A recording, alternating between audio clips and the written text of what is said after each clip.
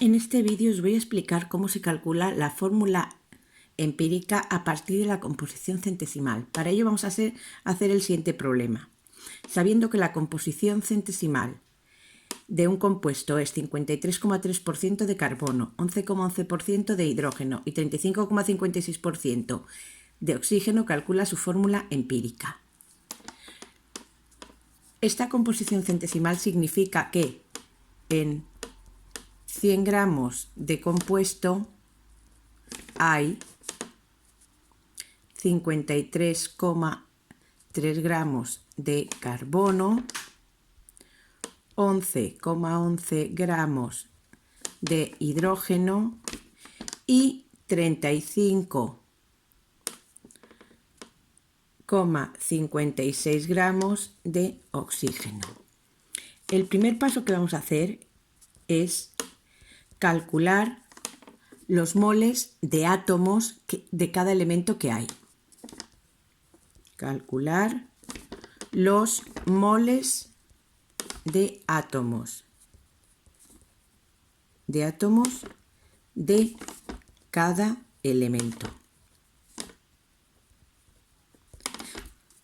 Hay que fijarse que son moles de átomos de oxígeno, por ejemplo, y no moles de gas oxígeno, de molécula de oxígeno, no son moles de O2, como en otras ocasiones.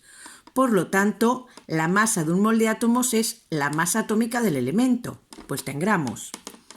Entonces, primero calculamos los moles de carbono, 53,3 gramos de carbono. Como en un mol de átomos de carbono hay 12 gramos de carbono, porque es su masa atómica, esto nos dará gramos de carbono y gramos de carbono se va, que hay 4,44 mol de átomos de carbono. Ahora calculamos los del hidrógeno. Hay 11,11 gramos de hidrógeno, como un mol de átomos de hidrógeno es 1 gramo de hidrógeno, porque su masa atómica es 1, entonces habrá 11,11 moles de átomos de hidrógeno. Ahora calculamos los de oxígeno. Como hay 35,56 gramos de oxígeno, esos gramos los pasamos a moles. Un mol de átomos de oxígeno son 16 gramos de oxígeno, que es su masa atómica. La masa atómica en gramos es la masa de un mol de átomos. Nos da 35,56 por 1 entre 16, 2,22 moles de átomos de oxígeno.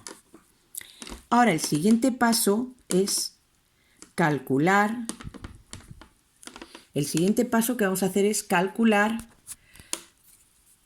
el elemento que menos moles hay es el oxígeno. Hay 2,22 moles. Vamos a calcular para cada mol de oxígeno, por cada mol de oxígeno, cuántos moles de carbono hay y cuántos moles de hidrógeno hay. Es decir, vamos a ver el número de moles de cada elemento referido al que menos moles hay.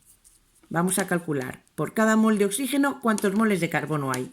Para ello dividimos los moles de carbono, 4,44 moles de átomos de carbono, entre los 2,22 moles de átomos de oxígeno, y eso nos da que hay 2 moles de átomos de carbono por cada mol de átomos de oxígeno.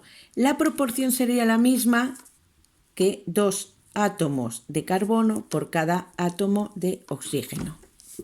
Lo que queremos averiguar es por cada átomo de oxígeno cuántos moles de carbono hay. Ahora lo hacemos para el hidrógeno. 11,11 moles de átomos de carbono entre 2,22 moles de átomos de oxígeno.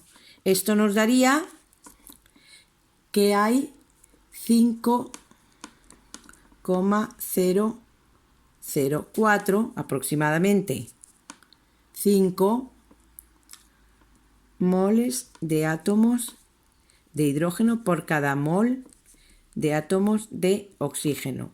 Esto aproximadamente es 5, lo mismo átomos de carbono por cada átomo de oxígeno.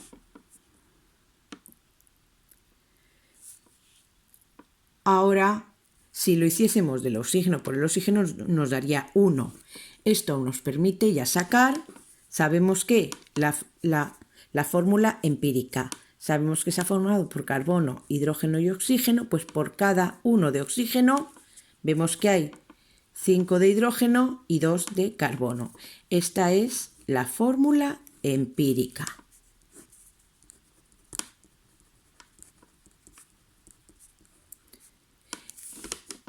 Por cada átomo de oxígeno hay 5 átomos de hidrógeno y 2 de carbono, pero no sabemos si ese es el número exacto de átomos en la molécula.